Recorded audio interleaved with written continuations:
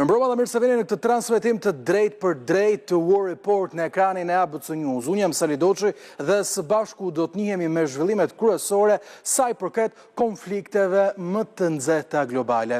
Këto vërtet janë sekondat e fundit për Iranin. Ky është pretendimi i bërë nga presidenti amerikan Donald Trump, i cili vetëm një ditë më parë pati një bisedë telefonike me kryeministrin izraelit Benjamin Netanyahu për mundësinë e rikthimit në luftë të Washingtonit dhe Tel Avivit kundër Iranit, pasi Teherani nuk ka pranuar marrëveshjen e propozuar të paqes nga Shtetet e Bashkuara të Amerikës. New York Times ka raportuar se ushtria amerikane dhe ajo izraelite kanë tashmë gati një plan të qartë mbi atë se çfarë mund të jetë një rikthim i luftës në lindjen e mesme me Shtetet e Bashkuara të Amerikës, të cilat më herët janë zotuar se do të godasin brenda Iranit infrastrukturën më kritike.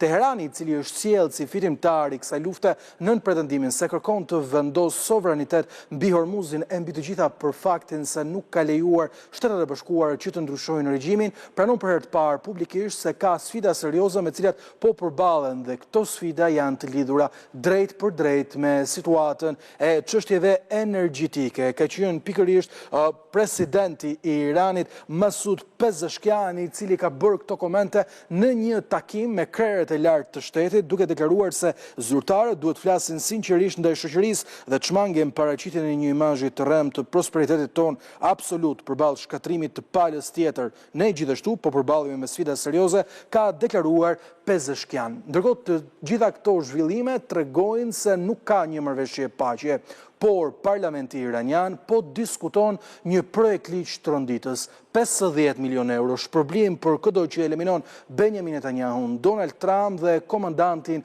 kryesor të Komandës Qendrore Ushtarake Amerikane. Është ky projekt ligji që diskutohet në parlamentin e Teheranit si një mas hakmarrëse mbi vrasjen e Ali Ayatollah Khameneit në nisje të kësaj lufte në 28 shkurt me sulmet amerikane dhe izraelite mbi Teheran. Projekt ligji i diskutuar, i cili pritet të miratohet së shpejti, është raportuar nga 10 media ndërkombëtare, përfshirë edhe të përditshmen britanike dhe Telegraph. Sipas asaj që raportojnë mediat ndërkombëtare, ky projekt ligj quhet veprimi reciprok nga forcat ushtarake dhe të sigurisë së Republikës Islamike, me qëllimin kryesor eliminimin e presidentit amerikan Donald Trump dhe kryeministrit izraelit Benjamin Netanyahu. Teherani ka qenë i fshehur pas atentateve të Donald Trump të ndodhura përpara se ai të merrte edhe shtëpinë e bardhë në garën presidenciale të vitit 2024. Si mesazhi i Trump, ashtu edhe ai i shërbimeve sekrete amerikane ka qenë e qartë. Nëse Irani tenton të eliminojë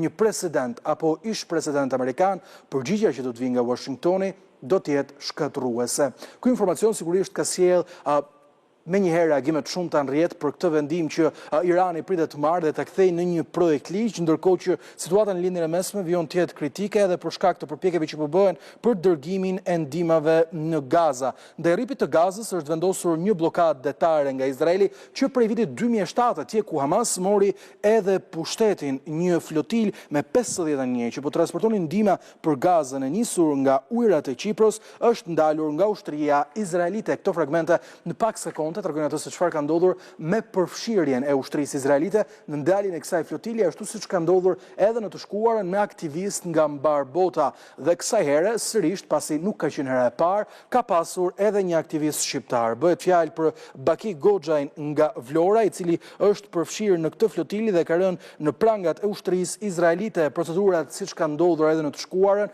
nënkuptojnë një ndalim të këtyre aktivistëve dhe më pas lirimin e tyre nga Tel Avivi dhe riaddësimin e tyre, pasi e kanë bërë të qartë se nuk do të lejojnë kalimin e flotilave të tjera, të cilat sipas ushtrisë izraelite do të dërgonin ndihma të drejtë për drejta për Hamasin dhe jo për civilët palestinez në rripin e Gazës. Shkojmë në tjera informacione, zhvendosemi me fokusin ton tashmë drejt luftës në Europën lindore mes Ukrainës dhe Rusisë.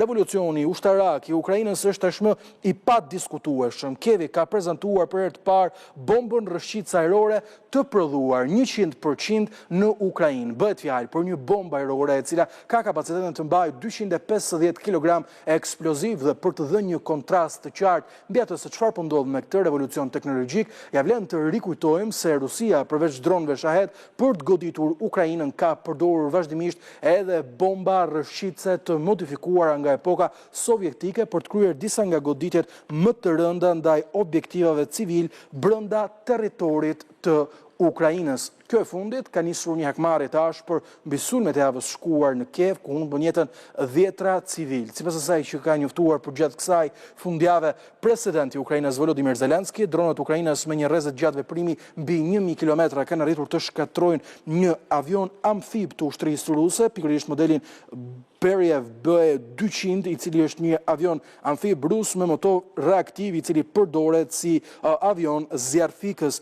Udhton me një shpejtësi maksimale 750 km/h, rrezja e veprimit të tij është nga 2000 deri në 3300 km, mban deri në 12000 litra ujë për të shuar zjarret. Vlera e tij është mjaft e rëndësishme, më shumë se $40 milion, duke dëshmuar kështu kapacitetin në rritje të Ukrainës me prodhimin e dronëve të saj për të shkaktuar dëme, por edhe goditje të rëndësishme në artilerinë ajrore, në avion të ndryshëm, siç ndodhi edhe muaj më parë me goditjen e njëra prej bazave më të rëndësishme ushtarake ajrore të Ukrainës. Ndërkohë numri 2 apo ish numri 2 i qeverisë Volodymyr Zelensky, shefi i stafit të tij, Andrej Yermak, la sot qelin pasi u arrestua javën e shkuar në akuzat për korrupsion, një dosje me $10 milion, ku bëhej fjalë për një përvetësim të këtyre fondeve dhe drejtimin e tyre të drejt për interesa personal të zyrtarëve të ndryshëm të qeverisë Volodymyr Zelensky. Andrej Yermak u lirua pasi pagoi edhe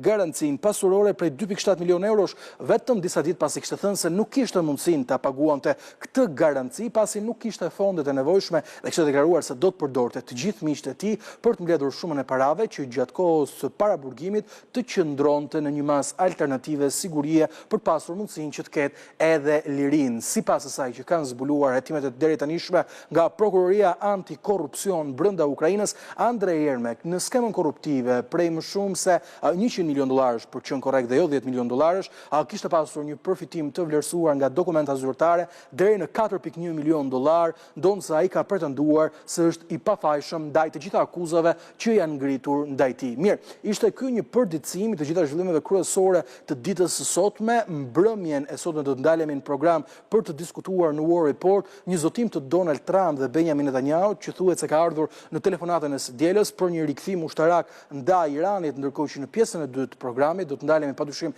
tek avantazhet ushtarake që Ukraina po merr me prodhim të rinë e saj të gjerë jo vetëm të dronëve, por për herë të parë edhe të një bombe rrëshqitëse. Të gjitha këto me një herë vetëm pas sigles.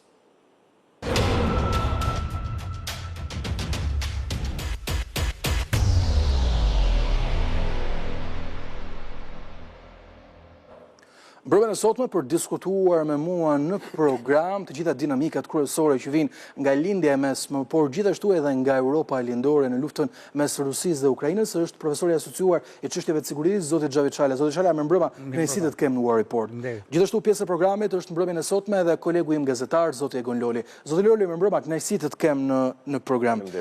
Ta nisim së bashku, zoti Çala, një telefonatë e rëndësishme mes Donald Trump dhe kryeministrit izraelit Benjamin Netanyahu, një raport i New York Times i cili thotë se tashmë amerikanët dhe komanda ushtarake e Izraelit kanë gjithçka në gatishmëri për të rinisur një tjetër sulm ndaj Iranit, një sulm shkatrues që sipas Shteteve të Bashkuara do të godiste infrastrukturën kritike. Jemi në fazën ku duket se diplomacia nuk po funksionon dhe kemi nevojë për një rikthim ushtarak? Ka një ngecje në fakt, ka një ngecje në procesin e Islamabadit. Pavarësisht se palet përsëri, bile ka informacione që sot ata kanë paraqit një tjetër iranianët, një tjetër projekt. Po t'i shohësh të gjitha këto kanë një synim, domethënë janë pjesë e asaj strategjisë negociuese të Iranit, pra që duke rritur kërkesat në maksimum në mënyrë që të dalin aty ku duan ata pasaj si pjesë e marrëveshjes. U bë rreth kaloi një muaj që është armëpushimi dhe palet nuk kanë arritur, nuk po arrin atje ku duhet. Ka një sidomos edhe nga ana qëndrimi amerikan ka qenë konsekuent, por nga ana e Izraelit, nga ana e Iranit ka shumë ndryshim, ka shumë rritje të kërkesave maksimaliste të tyre. Pra ata nuk lëshojnë siç mendojnë në fillim që mund të lëshojnë, edhe atë që kërkon Trumpi, që kërkon që në fillim garanci për mos zhvillimin e programit civil bërthamor, pra për të zëruar nivelin e pasurimit apo për ta përcaktuar disi, ata nuk duan të trajtojnë fare në fazën e parë. Ne edhe një herë tjetër Sali kemi diskutuar strategjinë, kemi dy kultura strategjike që po përplasen në aspektin negociues. Iranianët kanë që nga viti 2015 kur kanë zhvilluar negociatat e para për çështjen e marrëveshjes që unë shkruan atë kohë, dhe deri në ditët e fundit kanë konsoliduar një kulturë negociuese që mund ta quajmë në nivelin e një doktrine iraniane për negocimin. Çfarë përfshin kjo? Kjo përfshin disa hapa shumë të rëndësishme të cilet po ndodhin faktikisht. E para, domethënë që në fillim është rritja e presionit. Dhe këtë e kanë bërë iranianët që në fillim rritën presionin, pra nëse më përpara nuk është diskutuar në marrëveshjen e parë fare kanali Hormuzit, tashmë kanali Hormuzit u bë diskutimi kryesor. Pra ngritën presionin, rritën presionin në mënyrë që të kenë mundësi pastaj të negociohet. Ditët e fundit kanë paraqitur një variant tjetër, domethënë vendosjen e kontrollit edhe apo të tarifave edhe mbi linjat e komunikimit në ujore, që kalojnë në përgjirën përsik që linjat e cilet janë në administrimin e kompanive më të mëdha amerikane, që nga Facebooku, nga Metaja, nga kompanitë kryesore, domethënë dhe ata mendojnë që ta kalojnë nëpërmjet një ligji të veçantë, pra që biletot duhet bashkëpunojnë me kompanitë iraniane. Pra kjo ishte faza parë, domethënë ngritja e rritja presionit. Me pas kësaj ata kanë stilin e afrimit të deskalimit. Pra e ngrenë shumë dhe pastaj hajde u tulmi të bisedojmë. Dhe nëse ta e ulin atë, e ulin një diçka që duan të arrijnë atje ku arritën ata. Me pas është një fazë tjetër në negociata që iranianët e përdorin, që është faza e tretë që kërko profitimet. Përfitimet tuaja kërkoj për momentin, dhe këtë po bëjnë ata, thotë, shikoni, ne bisedojmë për këto, vendosim këto gjëra, por hiqni sanksionet. Hiqni sanksionet. Në lirën të mbledhjet tarifa normale. Edhe të fillojmë pastaj. Dhe faza 4 që i bie, që ata po i zbatojnë një këto faza 4 i bie, domethënë shtyj sa më larg koncesionet e tuaja. Pra kërko ato që du t'japi e tjetëri dhe shtyja ato tuja sa më largë.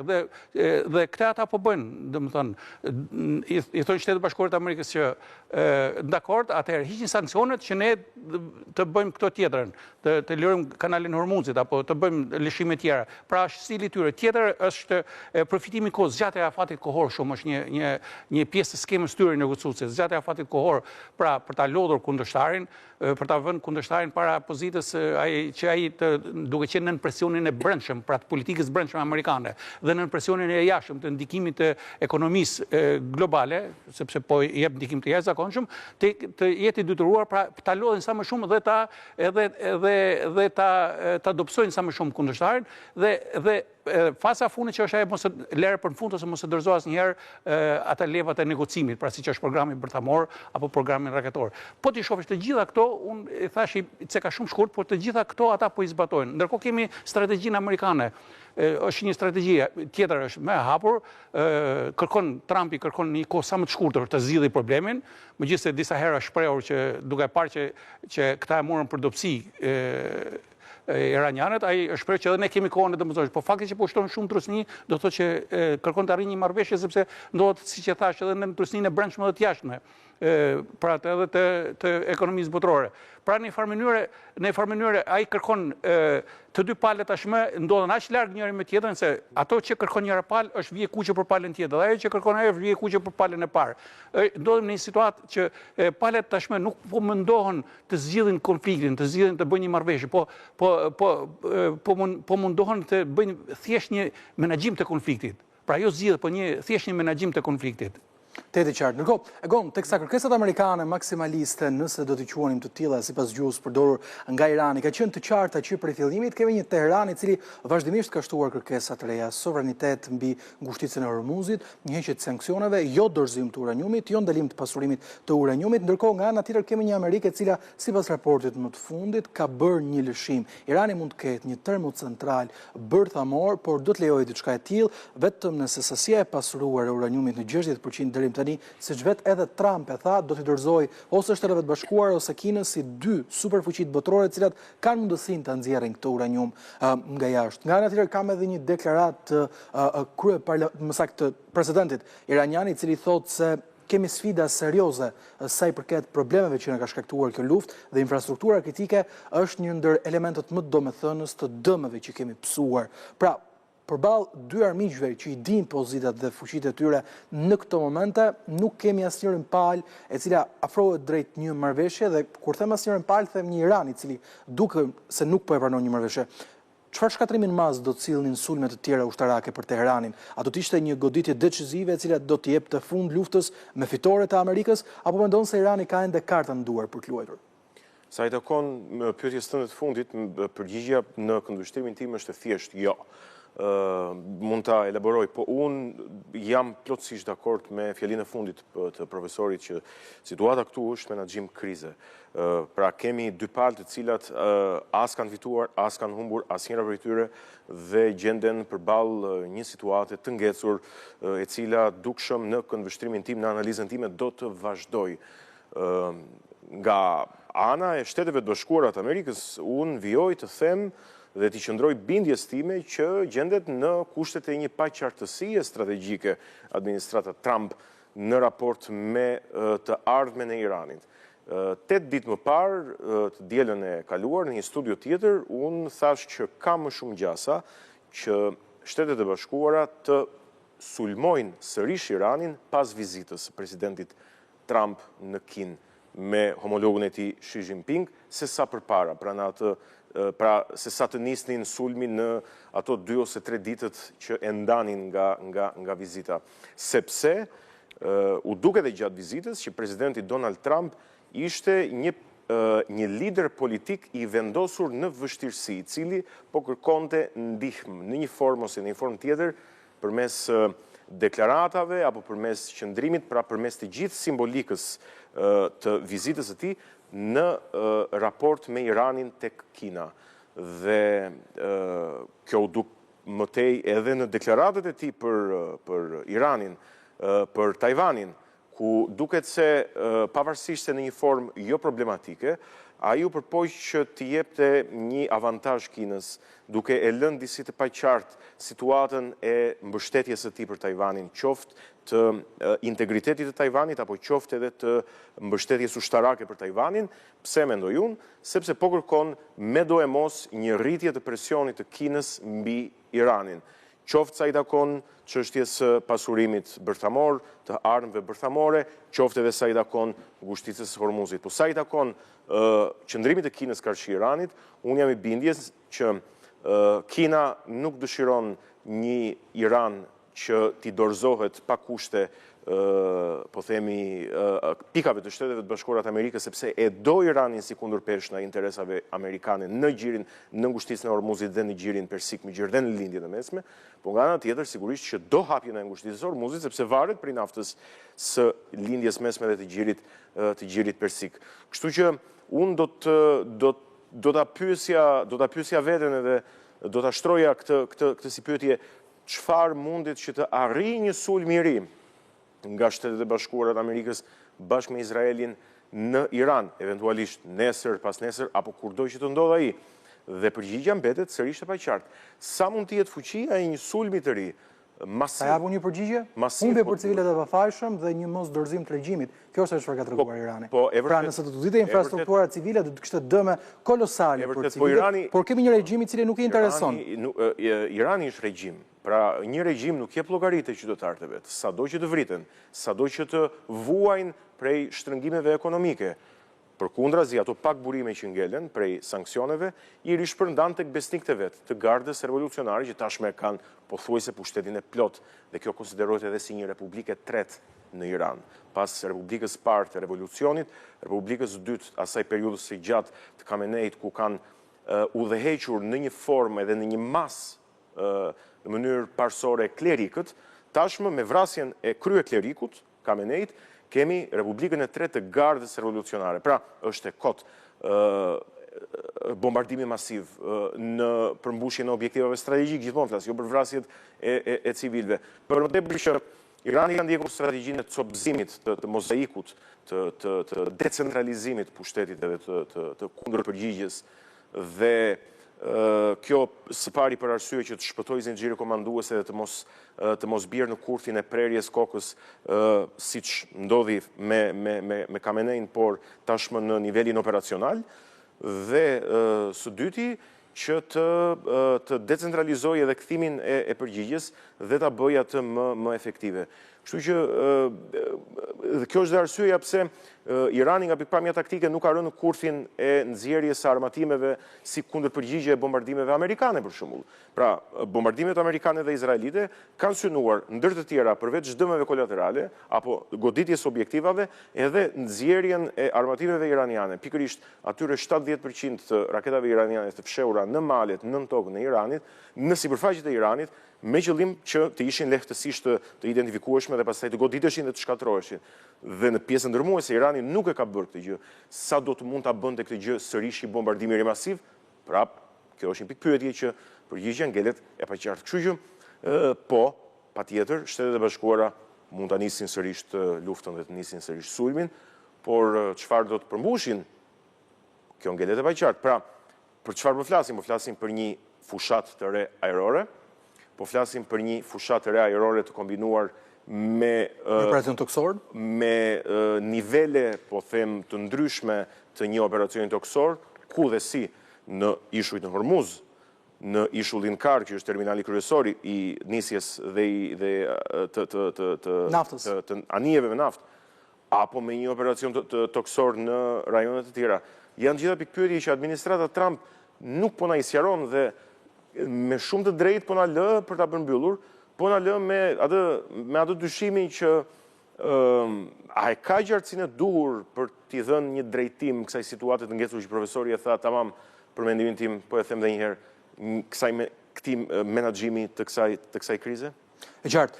Profesor, Egoni thot, nuk e dim çfarë duan të arrijnë amerikanët dhe izraelitët, unë po të pyes çfarë shpresojnë amerikanët dhe izraelitët. Shpresojnë një sulm i cili mund të sjellë një kryengritje të popullatës civile për një rrëzim të regjimit, apo kanë plane konkrete që ndoshta ne kemi diskutuar si të pamundura për shkak të kartës gjeografike që mban Irani për të hyrë në mënyrë ushtarake dhe për të marrë uraniumin e pasuruar si kërkesa e tyre kryesore ndaj këtij konflikti. Duke filluar nga kjo e fundit, unë nuk mendoj që ata do të arrijnë të hyjnë, sepse do të jetë një gabim i madh strategjik hyrja për të qoftë edhe për të marrë atë ngarkesë, sepse amerikanët kanë dështuar një herë në një operacion të tillë në vitet 80, pra për të evakuuar personelin e ambasadës tyre në atë kohë. U tentua dhe dështuan. Pra këto ka një eksperiencë hidhur në këtë, dhe kjo nuk besoj se do të arrijë dhe nuk ja vlen një operacion i tillë. Irani, Shtetet e Bashkuara tashmë po ndodhen para një zgjidhje që nuk ka rrugë tjetër përveç se t'i afron rrëzimit të regjimit.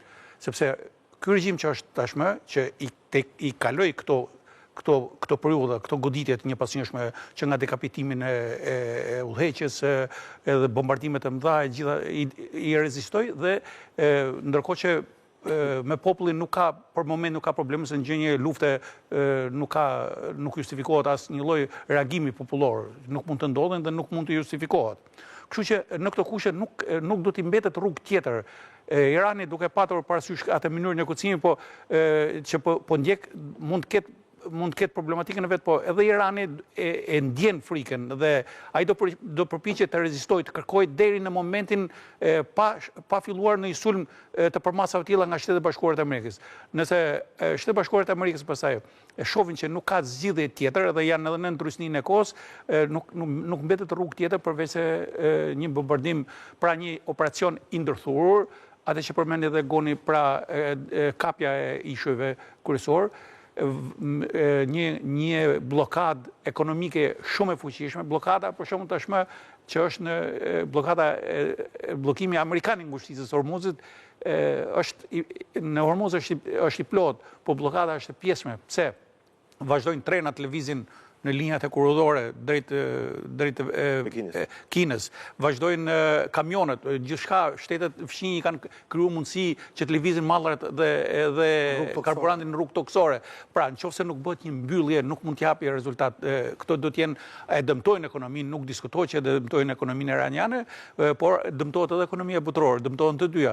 Pra, në këndvështrimin tim nuk ka, nëse iranianët nuk e gjejnë atë pikën e fundit që shiko deri këtu ne rezistuam dhe këtu duhet të bëjmë marrëveshje, nëse nuk e pranojnë këtë, do të jetë një problem shumë i madh. Shtetet Bashkuara të Amerikës nuk kanë rrugë zgjidhje tjetër, duhet ta mbyllin këtë kapitull. Përndryshe, pas kthimit nga Kina, pas që është dukur si një dorëzim i presidentit Trump, pra dhe duhet nëse Shtetet Bashkuara të Amerikës nuk japin zgjidhje problemit që zgjidhja e këtij problemi mos të duket si tërheqje e Shtetit Bashkuar të Amerikës. Nëse do duket si tërheqje, do jetë në dëm të interesave amerikane dhe të vendeve të tjera të gjirit për sigurinë në linjën e mesme.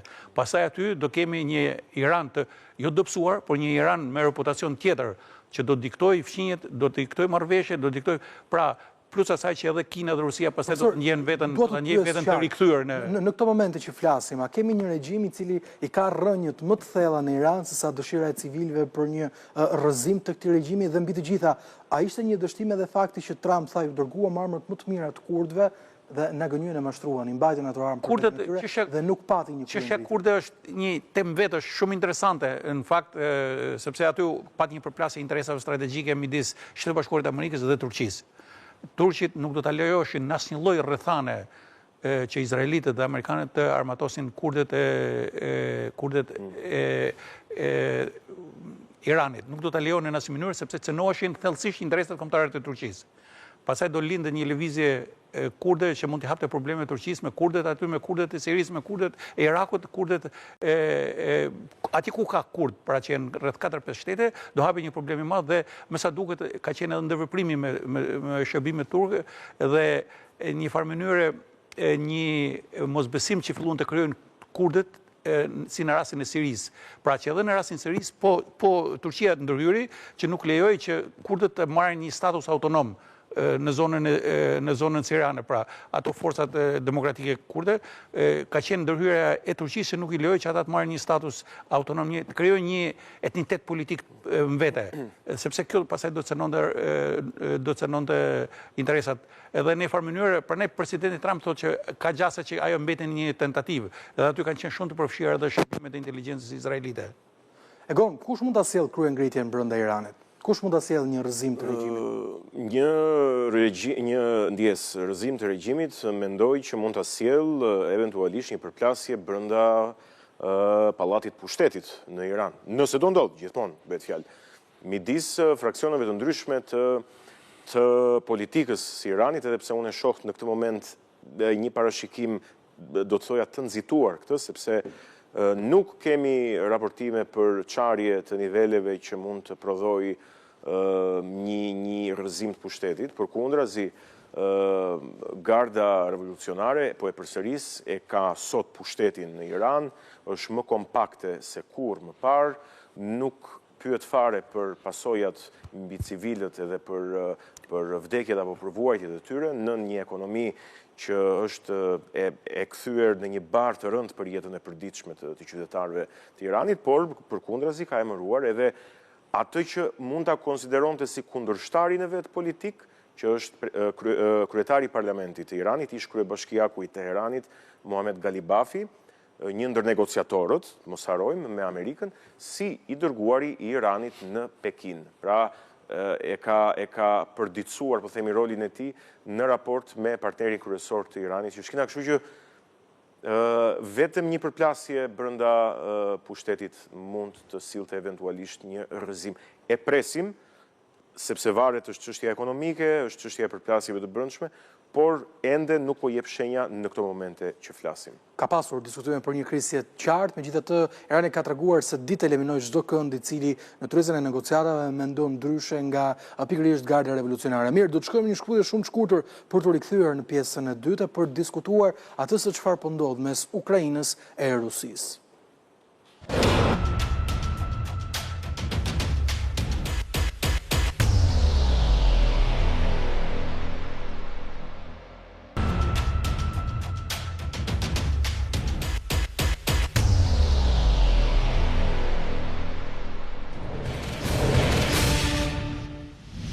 Rikthehemi në pjesën e dytë të programit, dua të ndalem në një breaking news, informacion të minutës fundit përmes një statusi të sjellë nga presidenti amerikan Donald Trump, i cili ka deklaruar se Shtetet e Bashkuara të Amerikës kanë dalur sërish përkohësisht planin e tyre për sulme të reja ushtarake ndaj Iranit, një operacion ushtarak i planifikuar për të ndodhur mëngjesin e së martës. Përmes statusit të tij në Truth Social, sipas asaj që raporton media britanike BBC, Donald Trump u shprehur se kanë qenë vendet e gjirit, ato të cilët i kanë kërkuar Shteteve të Bashkuara të Amerikës të përmbahen nga veprime të mëtejshme ushtarake për shkak se do të ketë negociata serioze me Iranin. Trump ka deklaruar se i është kërkuar nga liderët e Katarit, Arabisë Saudite dhe Emirateve të Bashkuara Arabe që të mos vijojë me planin e tij për të kryer goditje ushtarake ndaj Teheranit, pasi bisedimet e deri tanishme kanë deklaruar se nuk kanë sjellë rezultate pozitive në marrjen e uraniumit. Trump vjoi statusin e tij duke thënë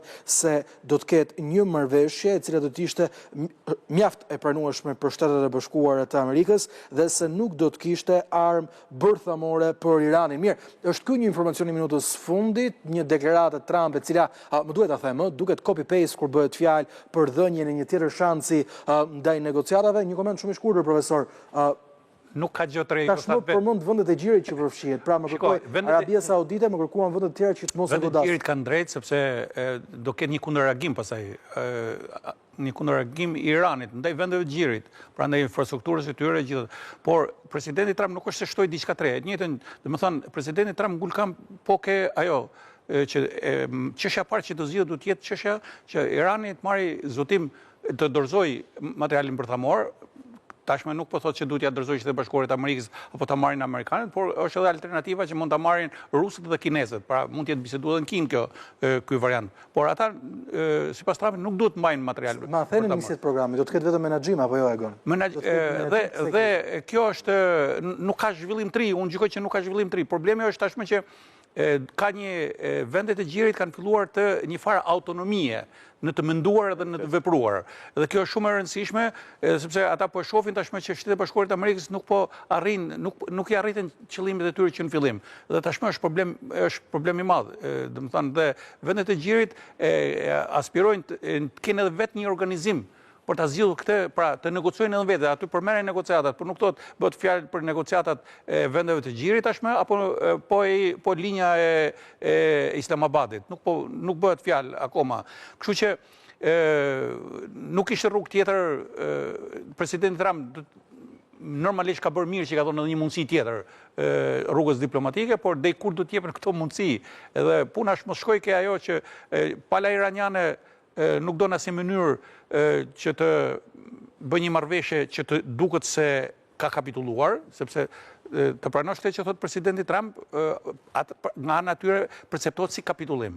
Nga ana tjetër amerikanët nuk duan të bëjnë një marrëveshje që të quhet se janë tërhequr, pra ajo që po i kërkohet presidentit, pra janë të dyja në një pozicion diametralisht të kundërt edhe në këtë moment që po flasim.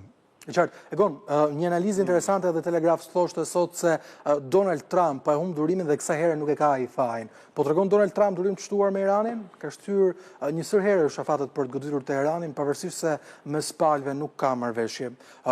Pretendimi i fundit i tij bazuar në kërkesën e vendeve gjirit, siç thot Trump, është një e vërtet, apo është sepse ndoshta Shtetet e Bashkuara nuk e kanë gati planin perfekt që mund të jepte një goditje të fundit Iranit? Mendoj, Sali, që është kjo e dyta, dhe është qartësi kjo e dyta, dhe ky status i fundit të Truth Social i presidentit Trump tregon se është kjo e dyta, pra kjo është paqartësia për të cilën ne po flasim. Si do të goditet Irani. Si do të ndërhyet që të jetë goditja vendimtare dhe të përfundojë gjithë kjo histori. Unë sërish bie dakord me një tjetër konstatim të profesorit, të cilin po e analizoja dhe vetë në kokën time, që është për mendimin tim në atë statusin e presidentit Trump diçka qëndron përtej deklaratave politike dhe është roli që vendet e gjirit po përpiqen të marrin në këtë situatë. Pra me perceptimin e një dobësimi strategjik amerikan, nuk po them largimi amerikan, nuk dua që të keq kuptohem, por një dobësimi strategjik amerikan si pasojë e blokadës së ngushtisës së Hormuzit, vendet e gjirit po duan tashme që të organizohen në një strukturë iniciatorët e të cilës janë vetë ato, pra vetë vendet e gjirit. Dhe ka treguar këtë lëvizja e Emirateve duke dalë nga OPEC-u, e ka treguar lëvizja e Arabisë Saudite për të krijuar një strukturë të vendeve të gjirit edhe me funksione mbrojtëse, dhe deklarata dhe iniciativa të tjera, qoftë edhe nga ana e Katarit apo shteteve të tjera. Kështu që mendoj që po ka një peshë relevante të vendeve të gjirit që tashmë mund të themi se kushtëzon mëtej këtë paqartësinë strategjike të presidentit Trump. Sa i takon, për ta përmbyllur shumë shkurt, durimit të presidentit Trump, unë do doja që vërtet të kuptoja nëse presidenti Trump po i hum durimi me Iranin apo me Izraelin. Nëse do ta shohim pak më gjerë situatën. Ka një çështje e cila është diskutuar gjërësisht për të rreqin e Izraelit. Profesor, po lexoja statusin e Trump dhe lexova edhe diçka tjetër ndërrjeshta. Vendet e gjirit më thonë se Irani do të bie dakord për një marrëveshje e cila është e mirë për Shtetet e Bashkuara. Edhe unë në këtë program kam shtruar shpeshherë pyetjen se çfarë do të ndodhë me aleancën amerikane me vendet e gjirit, vende këto të goditura nga kjo luftë, për të cilën nuk u pyetën e as nuk ishin përgatitur. E din vërtet vendet e gjirit se çfarë është më e mira për Amerikën, apo ato din çfarë është më e mira për ta dhe po tentojnë të ndalojnë Shtetet e Bashkuara? Din çfarë është më mirë për vendet e gjirit. Se për Amerikën ata duan që ta fitojë Amerika, po në këtë kushte, në këto zhvillimet më të fundit, domethënë ata janë të pasigurt për mënyrën e zgjidhjes së këtij konflikti. Pra duket sikur ka hyrë konflikti në një stagnacion. Domethënë asnjëra palë nuk lëshon, iranianët nuk u përmbysën, regjimi iranian nuk u përmbys dhe ata tashmë duan ta paraqesin veten e tyre si fitimtar dhe në opinionin e tyre ata shesin si fitimtar, ndërkohë që vendet e gjirit po munojnë seriozisht për një situatë post-konflikt. Dhe kjo situatë post-konflikt është krijimi i një tip NATO-je nga vendet e gjirit. Bile ata kanë diskutuar në takimin e fundit që kanë zhvilluar kjo aleanca vendeve të gjirit, kanë diskutuar edhe për vendosjen e sistemit të paralajmërimit të hershëm. Në raport për ta ketë një sistem i paralajmërimit të hershëm për raketat, për këta, sidomos kundër paralajmërimit të hershëm, këtu bëhet fjalë në raport me Iranin, domethënë, në mënyrë që të kenë mundësi të organizohen. Dhe nëse kjo do të arrihet, kjo është në dëm të interesave të Shtetit të Bashkuar të Amerikës, është në lidhje me interesat e tyre të sigurisë kombëtare të këtyre vendeve. Pra kjo do varet gjithmonë nga rrugëzidhja që do marrë konflikti. Nëse Shtetet e Bashkuara të Amerikës do të tërhiqen dhe do ta lënë gjendjen ashtu siç është, atëherë vendet e gjirit do të marrin në dorë sigurinë e tyre. Doja të thoja vetëm një gjë. Kur flasim për vendet e gjirit, duhet kemi parasysh një divergjencë të brendshme strukturore në politikën e tyre, ku ne kemi kastat udhëheqëse përgjithsisht, të cilat janë pro-amerikane, ndoshta disa prej tyre në mënyrë të fshehur edhe pro-izraelite, siç është rasti i Emirateve të Bashkuara Arabe, dhe nga ana tjetër kemi popullsinë e cila nuk është domosdoshmërisht kundër Iranit, qoftë ajo popullsi sunite apo shiite qoftë. Është rasti i Egjiptit, është sigurisht rasti i Katarit, i Bahreinit, i Arabisë Saudite, por ndoshta dhe i Emirateve të Bashkuara. Pra, kastat udhëheqëse të vendeve të gjirit, ato sultanatet, ata emirët, ata mbretërit absolut të vendeve të gjirit, e kanë parasysh edhe këtë element kur ndërmarrin veprime apo kur bëjnë deklarata që veprimet nxituara apo tashmë tolerimi i këtij konflikti, zgjatjes së këtij konflikti mund të ndikojë jo vetëm që Irani mund t'i sulmojë sërish, por nga ana tjetër mund të ketë edhe çarje të brendshme kryengritje apo protestat të brendshme nga ana e popullsisë tyre që në mas të konsiderueshme e mbështet Iranin. Egon, të të bëjë një pyetje tjetër bazuar në strategjinë që ka përdorur për komunikim Donald Trump, i cili ka zgjedhur të jetë diskret siç ndodhi me Venezuelën. Askush nuk priste një operacion ushtarak në Venezuelë në 3 janar këtij viti, pra ku po jetojmë, se duket sikur ka ndodhur aq shumë ngjarje sa është një vit që kemi lënë pas. Askush nuk priste që të ndodhte në 28 shkurt një goditje ndaj Iranit, ndodhi se ishte paralajmëruar. Kësa herë zgjedh të komunikojë në Truth Social duke thënë kam anuluar planin për të goditur të martën. Është kjo një taktik komunikimi e tij për të treguar Iranit se goditja është aty, është shumë afër dhe mund të ndodhë nga momenti në moment? Po, është ajo që përflitet dhe shprej shumë kohësh tashmë Trump always chickens out, TACO, si mund të themi akronimin, që presidenti Trump e rrit presionin në komunikim dhe pastaj lëshon në momentin e fundit duke menduar apo duke patur sinjale nga informacionet që i vjen atij se mund të ketë një produkt në negociata apo në bisedime të mundshme si pasojë e rritjes presionit diskursiv në komunikim. Po e ka përdorur kaq herë këtë në rastin e Iranit. Siç ndodhi me degradën shumë komentuar, një civilizim do të vdes sonte. Po, shiko. Ai edhe lëvizjet i ka bërë për ta bërë kërcënimin të besueshëm. Ka lëviz shumë forca mjete, ka 3 grupe sulmuese, aeroplanbajtëset, ka gjitha masat i ka marrë dhe tashmë ka shtuar edhe presionin nëpërmjet deklaratave dhe për të mbështetur ato lëvizje. Pra, lëvizjet ai ka bërë të besueshme. Puna është a do ta marrë apo jo vendimin. Më kujtove se ti patiri që i di mjaft mirë këto bisedat e motshme, më kujtove këtë të Deles, e cila thoshte ujku. Po kur erdhi ujku se besuam. Po kur erdhi ujku nuk e besoi askush dhe kjo mund të jetë edhe rasti me Amerikën e cila thotë do të godas dhe të gjithë po e humbin besimin se ndoshta mund të kemi një rifillim të aktivitetit ushtarak dhe të sulmeve që askush sigurisht nuk do ta donte, por duket e pashmangshme.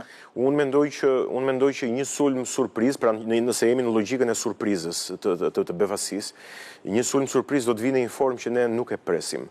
Ndoshta do të jetë studiuar mirë dhe e planifikuar vërtet mirë, me një objektiv që unë nuk e di, nuk mund të ta them dot tani, a do të jetë një objektiv eliminimi i krerëve kyç të gardës revolucionare, apo i disa krerëve, apo i disa objektivave strategjike taktike brenda Iranit shumë të rëndësishme të raketave, apo ndoshta një ndërhyrje shumë e specializuar e forcave amerikane për të marrë. Pra janë të gjitha skenarët diskutueshme kur bëhet fjalë për kapacitetet amerikane. Po i ka Amerika të gjitha kapacitetet për të marrë materialin bërthamor. Pra një ndërhyrje filmash, si ato që kemi parë në filmat aksion e nivelit më të lartë që ekziston në botë për të marrë. Pra nuk mund ta themi do tani cila do të jetë kjo lëvizje surprizë. Po unë mendoj gati me siguri që nuk mund të jetë një apokalips bërthamor siç ne mund të na shkojë mendja të mendojmë prej statuseve të presidentit Donald Trump, një goditje e tillë surprizë, sepse s'pari do duheshin shumë goditje bërthamore, nëse ti synon që të neutralizosh tërësisht çdo lloj force goditëse, pra jo vetëm një bombë bërthamore, po shumë bomba bërthamore, dhe e dyta pastaj kjo do të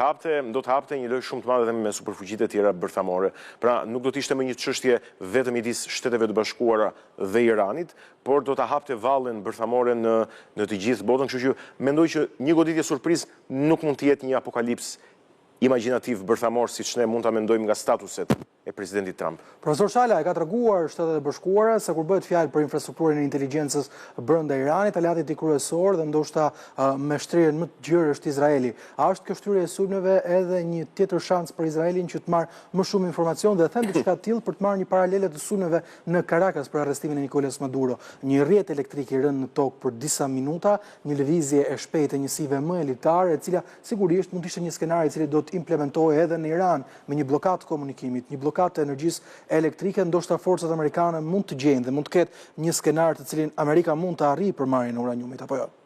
Unë mendoj që Irani nuk është Venezuela. Dhe ai skenar për mua është një skenar i dështuar. Ai do të gjendet rruga vetëm për ta kryer, për ta marrë duke ushtruar presion Iranit që Irani ta lejoj këtë, pra nëse nuk do ta marrin Shtetet Bashkuara të Amerikës, ta rikuperojnë sa i duhet nxjerr një herë atje ku është, nëse është atje, do ta marrë o Kina ose Rusia. Rusia thuhet se nuk ka pajisjet për të nxjerrë këtë sasi uraniumi. Ata nuk mund t'ja lejojnë që ta marrë, se është çështje që lidhet edhe me strukturën e bisedimeve që ata zhvillojnë me negociatat. Problemi është që tash ai vendimi që ju cituat, që është marrë po del një ligj që i bie dali një ligj nga parlamenti iranian që dënohet me vdekje Netanyahu dhe presidenti Trump. Kjo është shumë e rëndë. Shumë e rëndë. Tash Irani, Izraeli dhe Shtetet Bashkuara të Amerikës, sidomos Izraeli e kanë pjesë të strategjisë tyre dekapitimin e udhëheqjes. Po kanë qenë operacione, nuk janë vendime të asambleve, nuk është diskutuar ndonjëherë. Kjo është një situatë që e rëndon në këndvështrimin tim e rëndon akoma më tepër. Këta po përpiqen të tregojnë që jemi të barabartë. Ju na azhëzohet, por ne i bëjmë me vendim, i bëjmë me ligj. Por këto janë gjëra që mund të kemi nëse do të kthehet tek lufta, nuk ka rrugë tjetër, po vazhdimi i operacione edhe njëherë, një ripërsëritje e operacione, pra që nga kjo i ka dhënë kohë, 1 muaj, 2 muaj sa i ka dhënë kohë Izraeli që të saksoj adresat e duara, inteligjenca izraelite të veproj, të gjej udhëheqjen e re, apo të marrë zinxhirin komandues, pra dhe mund të filloj përsëri me një strategji dekapitimi, sidomos pas kësaj deklarate që kanë bërë iranianët.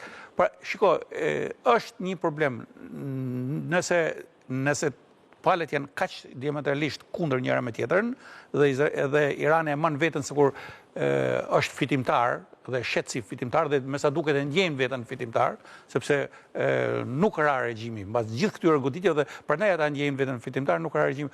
Nuk ka rrugë tjetër përveç se një bashkim në mes. Pra, vjet e kuqe të dy palëve të gjendet një marrëveshje që të bëhet një marrëveshje hibride.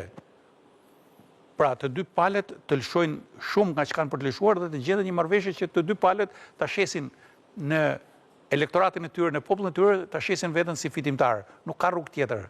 Nuk ka rrugë tjetër sepse tashmë ka ngecur Islamabadi edhe vetë presidenti Trump tha që ka ngecur bisedimin në Islamabad. Nëse do të shohim këtë variantin që e thatë edhe ju që e cituat, që mund të ketë në kanal tjetër komunikimi nëpërmjet vendeve të xhirit, pra që thotë presidenti Trump që më kërkuan leadershipi i vendeve të xhirit që mos ta shtyj sulmin. Pra ta shtyj.